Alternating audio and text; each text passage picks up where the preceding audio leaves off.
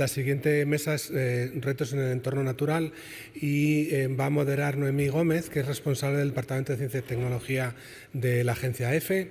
Y contamos con Miguel Llorente, del Instituto Geológico y Minero de España, Enrique González Ortegón, del Instituto de Ciencias Marinas de Andalucía, y Alberto Falcó, del Instituto de Agricultura Torre de la Sal. Los tres han sido coordinadores de tres informes. Y finalmente tenemos también en esta mesa a Teresa Moreno, que es la coordinadora global la coordinadora del área global de vida del CSIC. Os ruego que os ciñáis lo más posible y si recortáis minutos todavía mejor.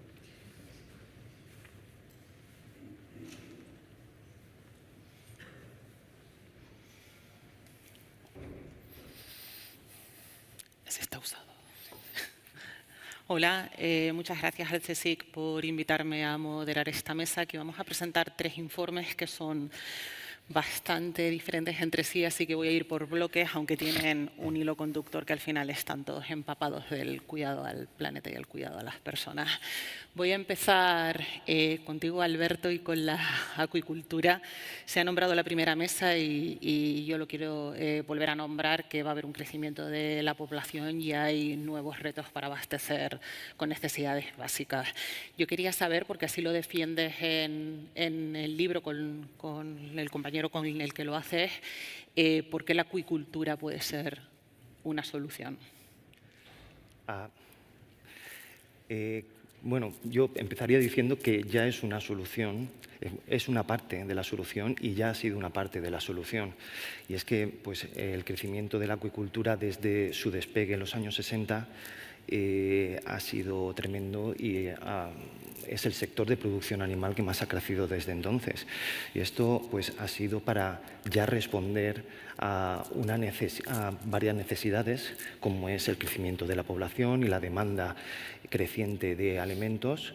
Esto pues, ya era un problema o ya se preveía. En los 60 se preguntarían por los 80, en los 80 por los 2000 y ahora nos preguntamos por el futuro.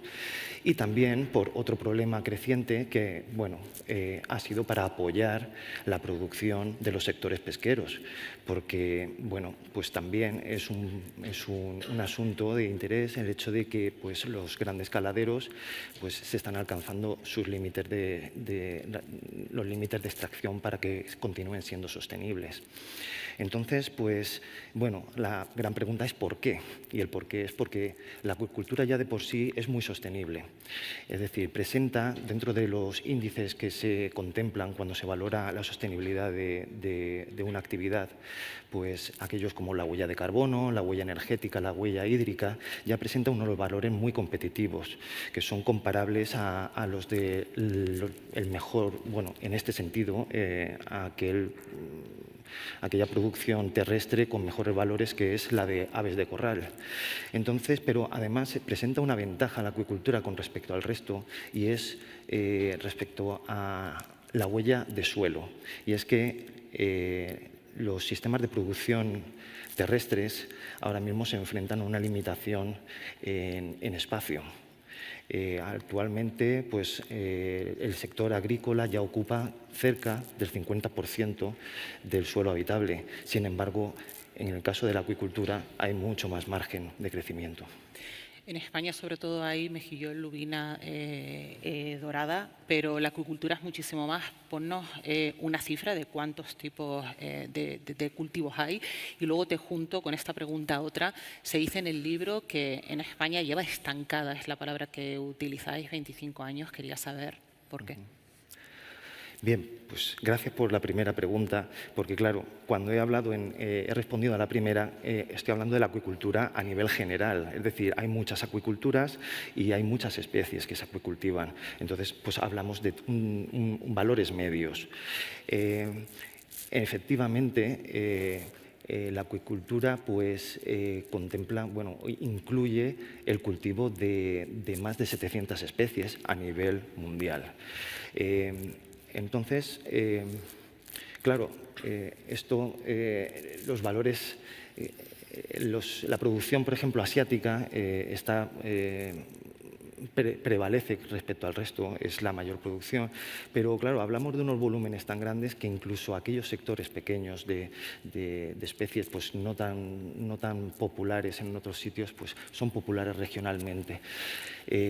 Aquí en el Mediterráneo, pues una de las especies más cultivadas pues puede ser la dorada y la lubina, que sin embargo a niveles globales no es tan grande, pero aquí sí, y esto se debe a que obedecemos también a un apego cultural, porque claro, estas especies son las que forman parte de nuestra gastronomía.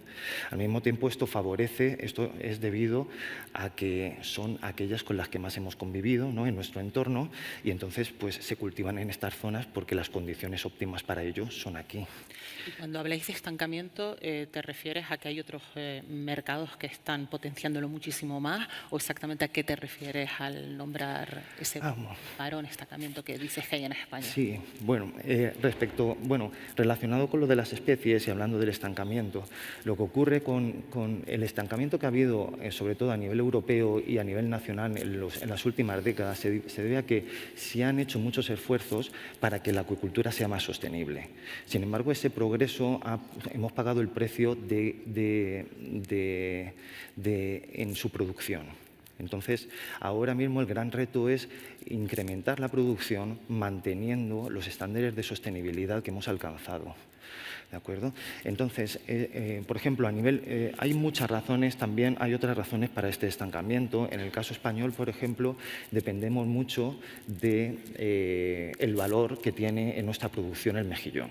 Entonces, bueno, bendito problema porque el mejillón es una de las especies, bueno, los bivalvos, filtradores en general, son de las especies más sostenibles en producción. ¿De acuerdo? Pero como el 80% o cerca del 80% de nuestra producción depende de ella, variaciones y fluctuaciones en esta especie pesan en el cómputo general. Pero bueno, es un valor, es decir, cuando hablamos del estancamiento es un valor que parece que no es dinámico, pero realmente es dinámico, porque aunque haya bajado un poco la producción de mejillón, se ha incrementado en otras especies. Ahora lo que tenemos que hacer es, por lo que he dicho antes, de incrementar esta producción en todo y seguir siendo sostenible. ¿Y tú crees, porque bueno, dices que es una técnica ya muy asentada, pero tú crees que tiene mala fama entre el consumidor la acuicultura? Yo creo que no, es decir, a mí no me consta, es decir, siempre puede haber alguna voz disonante o algún grupo discordante, digamos, pero a mí no me consta en general una mala fama de la acuicultura, sino todo lo contrario. Creo que la población es muy consciente de que la acuicultura es necesaria para hacer frente a los problemas de seguridad alimentaria que tenemos en el futuro y que además la acuicultura ha favorecido a la, digamos, democratización del consumo de pescado, porque muchas de las especies que se acuicultivan han bajado su precio y entonces ha abierto este mercado a más gente para que enriquezcan sus dietas y su aporte nutricional. Desde el CSIC se hacen muchas cosas, desde la mejora de piensos, reducción de antibióticos. Sé que es difícil porque hacéis muchísimo, pero destácanos una puntera que haga el CSIC en investigación en este campo. No sé si mojarme. Sí, mójate, claro. Bueno, me voy a mojar parcialmente. En nuestro informe, claro, la producción acuícola, como todo tipo de producción, ¿no?, tiene una gran cantidad de etapas en la que hay, pues, es decir, aportaciones de disciplinas muy distintas. ¿De acuerdo? Yo pertenezco a una que es la sanidad animal y entonces, pues claro, a nivel general, pues es difícil, puedo dar pinceladas a nivel general de aportes que el CSIC ha contribuido para que la acuicultura sea mejor, y es que se han cerrado muchos ciclos biológicos para poder cultivar especies que hasta el momento no se podían. Y también, por otro lado, pues uno de los aspectos pues más importantes, que tiene gran relevancia en la acuicultura ha sido la de los piensos que se utilizan, ¿no?, para alimentar a las especies. Y entonces, en este sentido, pues ha habido un avance tremendo desde hace 30 años en reducir en la composición la cantidad de composición procedente de otros peces, que hace 30 años sería de un 50%, sin embargo ahora se ha alcanzado cifras del 10% o incluso inferior. inferiores, y eso la hace más sostenible. Y ya para terminar, brevemente, ¿qué le pides a la Administración? ¿Cómo dice? ¿Qué le pides a la Administración que haga en este campo? Bueno, pues claro, brevemente diría que la Administración debería de actuar como moderador activo en el debate entre población o comunidad y el sector industrial. Y eso realizarlo, canalizar, ¿no?, los consensos de este debate utilizando pues nuestras capacidades, es decir, las evidencias basadas en ciencia que nosotros podemos aportar. Asimismo, como seguir tendiendo puentes, porque ya lo están haciendo, pero continuar a seguir tendiendo puentes entre la investigación y el sector industrial. Muchas gracias. Enrique, voy contigo, de especies a especies. Buenas tardes, cierta vinculación. Bueno, en el libro se insiste mucho en diferenciar las especies exóticas o no nativas de las especies exóticas invasoras, ¿no?, que son aquellas que logran establecerse y causar efectos negativos sobre los ecosistemas, la economía y la salud. Yo quería preguntarte cuántas especies exóticas invasoras hay en España, la última cifra que tenéis, y de qué depende de que unas se instalen y otras no. Bueno, muchas gracias, Noemí. Los registros datan de más de 1.200 especies exóticas establecidas. Como la pregunta va relacionada con las que son invasoras, son algo más de 200 especies exóticas invasoras. Bueno, yo vengo más del medio marino, trabajo en el Instituto de Ciencia Marina de Andalucía, y mis experiencias son más relacionadas con la zona costera. El hecho de que una especie llegue a instalarse en el medio depende principalmente de varios factores. O sea, podríamos pensar en los factores intrínsecos de la especie, de si comportamiento que presenta esa especie. Hay especies que son muy voraces, son omnívoras, comportamiento trófico. La plasticidad fisiológica que tiene. Hay especies que son capaces de soportar amplios rangos de temperatura. Si pienso en el medio marino, más pues en el tema de la salinidad, por ejemplo. Si me traslado al medio terrestre, pues podríamos pensar pues, aquellas plantas a lo mejor que son capaces de sobrevivir en diferentes ambientes de suelos ácidos, por decirte, ¿no? Entonces estamos pensando en un primer bloque que sería la especie en sí. Hay muchos otros factores en sí, la tasa de crecimiento, una tasa de fecundidad alta. Y me viene al ejemplo, por ejemplo, la reciente introducción del cangrejo azul, ¿no?, el Caninete sápido, que en sí guarda todos esos factores que son propios de una especie invasora. Bien, no todas las especies que llegan de continentes alejados se establecen. Y no todas las que se establecen llegan a ser invasoras. ¿Qué te quiero decir con esto? Que en muchos casos el hecho de que se termine de establecer una invasora también depende del número de propágulos que llegan al ecosistema receptor. Eso es importante considerarlo. Y también las características del ecosistema receptor. Si estamos hablando de un ecosistema pues, eutrófico, o sea, altamente antrópico, con una baja biodiversidad, una baja resiliencia, pues eso afecta sin duda alguna al establecimiento de las especies. Pueden ser más exitosas en su establecimiento, por decirte, ¿no?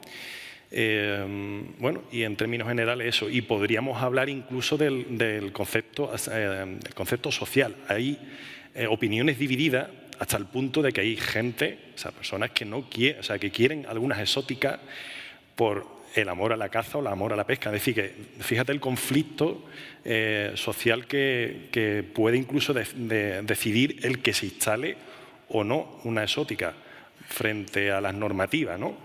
O impuestas a nivel europeo, por decirte, ¿no? Sí. Sí, la verdad que son teclas muy diferentes unas de otras que pueden determinarlo.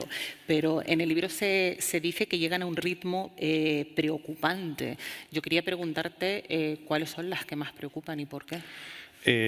Mira, sí, efectivamente. De hecho, una de las conclusiones, bueno, el libro no deja de ser una síntesis de síntesis, porque somos muchos investigadores que aportamos nuestra evidencia científica, y sí mencionar que es curioso que en las últimas 5 décadas, básicamente, existe ese proceso acelerado de entrada de especies exóticas invasoras, ¿no? Y con ello guardamos, pues está detrás de todo esto la globalización y por supuesto el cambio climático. No podemos dejar al lado el efecto de la tropicalización, ¿no? Que también se menciona en el texto. La pregunta, perdona, era sobre aquellas que son más... Las que más os preocupan. Sí, perdona. Claro, la preocupación sobre una especie exótica invasora depende, en cierta manera, de cuáles son las áreas que más afectan. Es decir, si hay especies que tocan o tienen afecciones importantes en áreas como agricultura, depende si es terrestre o acuática, se afecta a agricultura, a pesca, al turismo, a su vez, o a la salud en sí, porque no dejemos de pensar que hay especies exóticas que son a su vez vectores de enfermedades y traen consigo otros patógenos. Entonces, bueno, si ante esa situación tenemos que priorizar la salud, el mosquito tigre podría ser una especie, sin duda alguna, preocupante.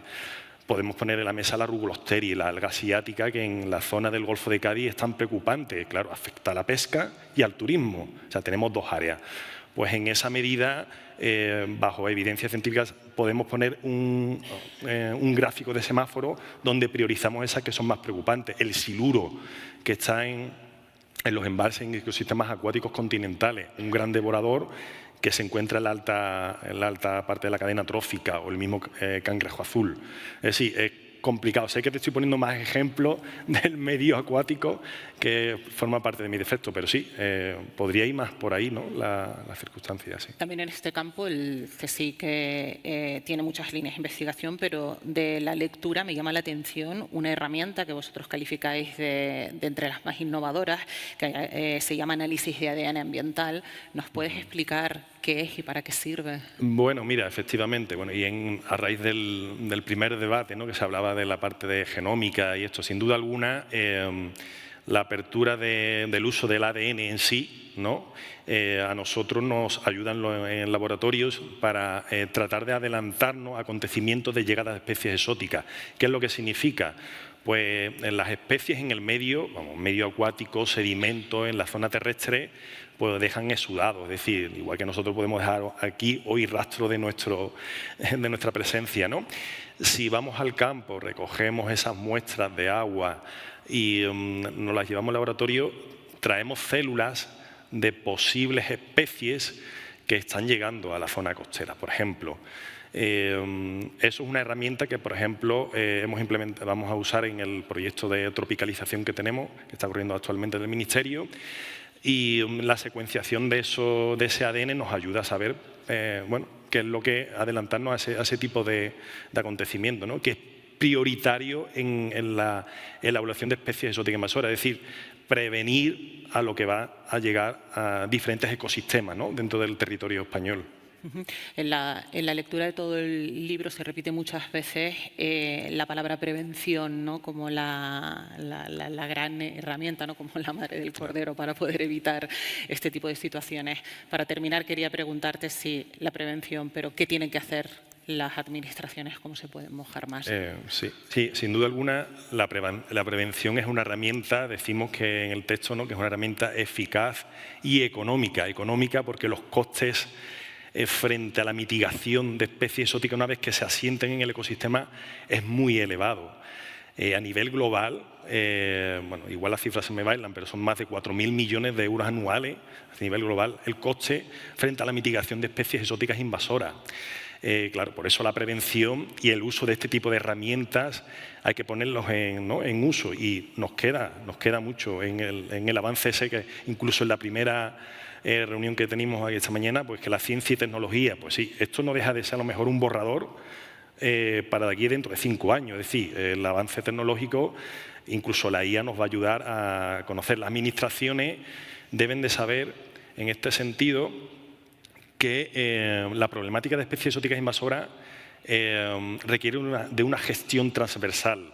Es decir, la problemática afecta a muchos sectores diferentes. Podemos hablar de agricultura, pesca, turismo, energía, obras públicas. Hay especies que desestabilizan las propias obras públicas en sí. Es un problema, es un fenómeno. No lo tienes, pero al final ocurre, ¿no? Bueno, incluso la salud, ¿no? Pues pongámonos nosotros también dentro del foco. En ese sentido, es importante invertir, poner una financiación mínima para la monitorización y sobre todo para la vigilancia. Estamos casi en el foco de la prevención todavía, pero si tenemos especies que ya están implantadas en el medio, y de hecho de la evidencia científica muestra, en el documento se menciona, diferentes métodos de manejo frente a las invasiones, métodos físicos, biológicos, químicos. De hecho, ponemos unas prioridades dentro del documento. Obviamente todo va acorde dependiendo de la especie que entra en el ecosistema, pero la administración debe, en cierta manera, actuar y planificar desde la introducción, el establecimiento, hasta la expansión en ese sentido. Yo mencionaría el aspecto de la educación social, que eso se menciona en las recomendaciones finales del documento, más en la parte social. Pero es muy importante, tenemos que calar. Yo, por ejemplo, en el centro, en el Instituto de Ciencia de Andalucía, somos muy activos en la parte divulgativa y tenemos que llegar a los escolares porque el día de mañana son los que están poniendo en prueba todas las circunstancias. El día de mañana son los economistas los que abren sus empresas y deben de saber que una mascota que viene de donde sea y posiblemente en el día de mañana pues evite ese tipo de circunstancias, no se puede abandonar. Tenemos que empezar desde casa y la divulgación en ese sentido es muy importante. Y la educación social tiene que calar, pensamos en los elementos curriculares, porque a partir de ahí es cuando creo que la sociedad empieza a crecer y evitar ese tipo de problemas. Y no malgastar, obviamente tenemos que mitigarla, pero sí podemos tratar de evitar ese tipo de situaciones graves. Ya por terminar, simplemente, de cara a la política, la coordinación entre comunidades autónomas, no sé, a mi modo de ver, y nosotros lo ponemos en el documento, no se está haciendo del todo bien. ¿Qué quiero decir con esto? Te puedes encontrar comunidades autónomas que una misma especie la gestionan de manera diferente. Y te puedo hablar de especies nativas incluso. Es decir, la UICN declara en peligro crítico de extinción, estoy pensando en una especie en concreto, que podría dar el nombre, ¿no? En una comunidad autónoma hay una moratoria, obviamente, arreglada de la preocupación de esa especie nativa, pero en otras comunidades se puede aceptar la pesca. O sea, ¿en qué situaciones nos vemos? En el caso de las especies exóticas ocurre algo similar. O sea, falta esa coordinación administrativa a nivel de comunidades y podríamos seguir hablando, ¿no?, sobre diferentes recomendaciones. No sé si... Entonces, eso es importante considerarlo, ¿no? No sé cómo... Sí, muy interesante lo que dices. Es verdad que vamos mal de tiempo, pero esta coordinación, claro, es fundamental, porque si no, se viven situaciones como si fuéramos países diferentes y como si las especies tuvieran fronteras cuando no tienen fronteras. Exactamente. Bueno, Miguel, quiero entrar contigo. Bueno, tú te has encargado de los peligros geológicos submarinos y básicamente estos son terremotos, tsunamis y deslizamientos submarinos. Yo creo que en el imaginario colectivo los dos primeros los tenemos un poco más claros, pero yo quería preguntarte por el tercero. Quería saber si su capacidad destructiva es equivalente y por qué crees que no lo tenemos tanto en el imaginario colectivo. Pues muchas gracias por la pregunta. Yo voy a empezar, si me permitís, dando las gracias al resto de compañeros del Science for Policy que hemos sacado ahora. Tenemos a Gemma, que está embarcada, a Tomás también está embarcado en campañas oceanográficas importantes, con gran valor añadido en el estrecho, y mi compañero Ricardo León está haciendo temas de divulgación, y a Jesús le tenemos en Granada. Entonces, bueno, pues me ha tocado hablar hoy aquí a mí. Así que nada, gracias a todos ellos, especialmente a Gemma, que ha sido la coordinadora de los coordinadores, ¿vale? Y bueno, pues volviendo al tema de por qué los deslizamientos tienen menos espacio en nuestro imaginario, pues es fácil responderlo. ¿Cuántos del auditorio, que levanten la mano, cuántos del auditorio han visto un volcán en erupción, aunque solamente haya sido en la tele? Así me gusta, casi todos. ¿Y terremotos? Todos hemos oído hablar de terremotos. ¿Y tsunamis? ¿Habéis visto tsunamis en la tele? ¿Y deslizamientos submarinos? No los he visto ni yo. ¿vale? Verlos con los ojos es muy difícil, están debajo del agua, el agua absorbe la mayor parte del espectro visible enseguida, entonces, y luego los deslizamientos tienen unas dimensiones suficientemente grandes cuando son destructivos como para que sea muy difícil verlos. Así que nosotros la manera de estudiar este tipo de procesos y en general otros muchos geológicos es a través de métodos indirectos, por eso es difícil.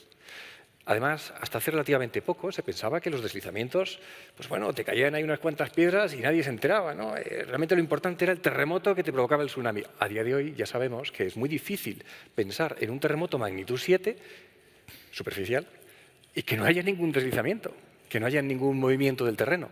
Así que, por ejemplo, el terremoto de Lisboa, el terremoto de los grandes bancos de Canadá y otros cuantos, pues además de provocar el terremoto, han provocado los deslizamientos y a su vez han contribuido a incrementar el impacto de los tsunamis que luego nos llegan a costa. En concreto, por ejemplo, el caso de Canadá, pues ese deslizamiento destruyó 12 cables submarinos, mató a varias decenas de personas. O sea, realmente tenemos un impacto directo. Son menos conocidos por este hecho, pero están ahí y son tan reales como la vida misma.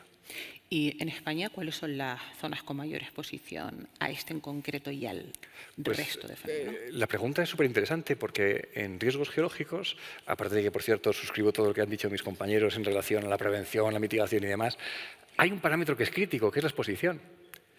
Para nosotros la exposición es dónde está la gente. Nosotros podemos tener grandes deslizamientos que estén ubicados en regiones donde hay poca población, pocos intereses económicos, ya sea de instalaciones energéticas o de alimentación de cualquier otro tipo, y esos pues van a hacer poco daño. Sin embargo, algunos deslizamientos que puedan ser proporcionalmente más pequeños, que ocurran en zonas especialmente pobladas, nos pueden hacer mucho daño.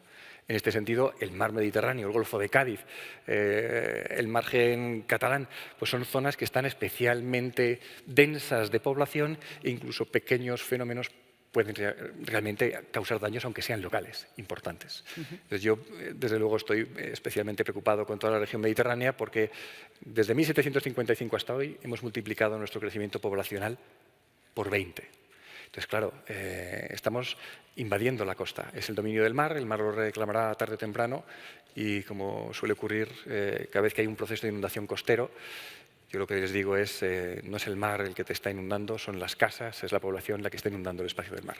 Sobre esto es verdad que en el libro se menciona tanto el cambio climático como la actividad humana. ¿Nos puedes poner un ejemplo de cada uno de ellos, de cómo afectaría alguno de estos fenómenos? Pues sí, fíjate, solamente hablar de cambio climático ya implica que si tenemos una subida media del nivel del mar ya vamos a tener un montón de poblaciones afectadas. Si a eso le añadimos un evento, ese evento no se va a disparar desde 1 metro más abajo, se va a disparar desde 1 metro más arriba. Y 1 metro puede parecer poco, pero en horizontal estamos hablando de distancias muy grandes y por lo tanto lo que estamos haciendo es disparar todos este tipo de procesos mucho más hacia adentro. Y en cuanto a actividades antrópicas, pues tenemos muchas en las que se va a ver especialmente impactado. Como decía, instalaciones de tipo alimenticio, pues a medida que vayamos ocupando más el mar, vamos a estar más expuestos a este tipo de fenómenos. A medida que vayamos necesitando nuevos recursos estratégicos de tipo mineral, pues nos meteremos cada vez más en el mar y esa turbidez que se pueda generar, pues vamos a ver hasta dónde llega. Tenemos que controlar bien cómo se comportan las corrientes oceánicas y en ese sentido, pues todo este tipo de fenómenos están totalmente enlazados con todo lo que estábamos comentando antes, ¿no? Incluyendo también, por cierto, las especies invasoras, de lo que ya hablaremos en otro momento, porque estos procesos son capaces de arrastrar una gran cantidad de agua y con ella todo lo que hay. Hablabas de, claro, no se ven, y hablabas de métodos indirectos. Cuéntanos cómo los estudiáis, cuál es la tecnología más puntera, porque me imagino que será varias cosas, ¿no? Sí, hablar de una sola tecnología puntera, como comentaba Alberto, pues es mojarse en exceso. Hay muchas tecnologías, afortunadamente el Consejo, pues tenemos ahí a la unidad de tecnología marina, con el despliegue de buques, con el despliegue de herramientas de medición sónica. Por citar algunos, sin ánimo de exhaustividad y sin hacer de menos a otros, pues tenemos OBS o sistemas para medir los sismos en los océanos. Ahora estamos en pleno auge del desarrollo de la detección de vibración a través de los cables de fibra óptica. No podemos olvidarnos de que la IA está impactando en todo, también en los vehículos submarinos. Así que ahí son algunas de las principales tecnologías punteras que tenemos en el Consejo y no son las únicas. Esas son tecnologías físicas, tangibles, pero también tenemos tecnologías de software. Hasta hace poco hacíamos cálculos fundamentalmente en CPUs, hoy lo estamos migrando a GPUs y nuestros cálculos se están enriqueciendo cada vez más y mejor con inteligencia artificial, con lo cual conseguimos mejores modelos matemáticos que son capaces de hacer mejores pronósticos. Y, por supuesto, otra de las tecnologías absolutamente imprescindibles son las bases de datos con las que contamos para poder aunar ese conocimiento, poder divulgarlo y poder aprovecharlo. Sin eso no tendríamos nada. Entonces, ahora, por ejemplo, las campañas oceanográficas que se están haciendo, levantando perfiles sísmicos del fondo oceánico, pues esas procuramos tenerlas registradas a través de las evidencias científicas que nos proporcionan y construimos bases de datos como, por ejemplo, la de fallas activas cuaternarias del IGME, que se está utilizando todos los días por un montón de actores, precisamente para identificar dónde están los principales elementos peligrosos de nuestro territorio. ¿Y se pueden usar tecnologías satelitales? Sí, por supuesto. De hecho, algunas de las tecnologías que te he mencionado están enlazadas directamente con sistemas satélite porque hablamos de regiones realmente remotas. ¿Y cómo accedemos a esa información que nos produce ese propio sensor? Pues normalmente a través de sistemas complejos de comunicación, fundamentalmente basados en satélite, que nos proporcionan esa información. También a través de otras tecnologías. Se están explorando, por ejemplo, alteraciones en la ionosfera para la detección temprana de tsunamis, porque son ondas capaces de generar alteraciones en la atmósfera hasta altos niveles y alteraciones incluso en la propia detección de los GPS. De manera que con este tipo de exploración en cómo se comportan los datos, enlazamos y cerramos más o menos todo el ciclo. Pero sí, por supuesto, la tecnología espacial está metida en todo. Al igual que tus compañeros, te pregunto por las recomendaciones, porque así acaba el cuaderno. Recomendaciones, sobre todo, que harías a la Administración para mejorar la prevención. Pues fíjate, hablando de mitigación, me encanta siempre el dato que nos facilitan los técnicos de la Agencia Federal de Gestión de Emergencias de Estados Unidos, que ellos tienen hecho una serie de cálculos y nos dicen que por cada euro que invertimos en prevención, nos evitamos 14 en daños. Oye, yo si tuviera que invertir, invertiría en eso. Realmente es una tasa de retorno, un retorno de inversión fenomenal. Desde luego no es lo único en lo que hay que hacer, ¿no? Los planes sistemáticos son imprescindibles. Si no tenemos un plan sistemático de conocimiento, no vamos a poder gestionar nada. No podemos gestionar lo que no conocemos. Precisamente por eso yo a las administraciones públicas les pediría inversión en planes sistemáticos de conocimiento para que de esta manera podamos saber con qué tenemos que tratar. Pues muchísimas gracias. Muchas gracias a ti. Teresa, decía al principio que es verdad que son distintos, pero tienen un hilo conductor. ¿Qué ves tú en común en estos tres informes? Bueno, primero dar la enhorabuena a los tres trabajos que habéis presentado, que desde luego son un Science for Policy y al resto de trabajos que se están presentando hoy. Respecto a esta mesa, que veo que está ahí Jaime ya, respecto a esta mesa, decir, yo creo que los retos que se han presentado aquí y otros muchos que hay que podemos preguntar, pero la agricultura intensiva o la calidad del aire, tienen muchas cosas en común y varias que han salido, como ha dicho Miguel, es el cambio climático, que el cambio climático, como lo vemos ya está en la sopa, la gente ya se ha acostumbrado y no se da cuenta de la importancia que tiene y del plan sistemático que necesita entre todos para poder hacerlo. El cambio climático está afectando las tres cosas que hemos visto aquí. Aumenta la temperatura del océano, hay más deslizamientos porque cambia la porosidad de los sedimentos abajo, o sea, no crea terremotos, pero hace inestabilidad. Las especies invasoras se mueven porque cambia la temperatura, los bivalvos probablemente cambian el metabolismo si cambia la temperatura. O sea, que hay un efecto claro en todo. Y luego otro que es muy obvio también somos nosotros mismos. O sea, la influencia antropogénica, si no crea el problema, por lo menos lo aumenta, lo hace mucho más grande. Porque nosotros nos gustan las plantas exóticas, compramos peces preciosos para el acuario que luego igual no nos gustan y no sabemos qué pasa con ellos. Y todas estas especies pues luego pueden crear problemas, ¿no? Al final son libros de asesoramiento científico. Totalmente. Yo quería saber si las administraciones, la política en general, escucha lo suficiente a los científicos y a las científicas. Bueno, como ha dicho Miguel, o no sé si ha salido aquí, esto no tiene fronteras. O sea, por mucho que nosotros lo hagamos bien, si los demás países no lo hacen bien, no vamos a poder terminarlo. Creo que en el momento actual sí que por ejemplo, la creación del comité asesor de 22 científicos es un punto importante que espero que funcione porque tiene que funcionar. Pero luego también hay un problema muy gordo entre nosotros y los políticos. Los políticos yo creo que no nos tienden a escuchar porque no consideran que lo que nosotros decimos es fundamental para lo que ellos tienen que aplicar rápidamente.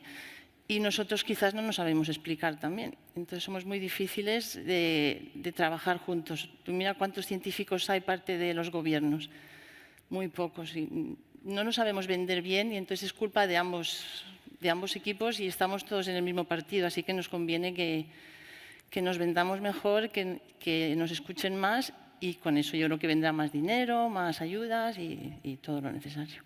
Bueno, muchas gracias. Espero que estos libros los lean, son súper interesantes y he aprendido muchísimo.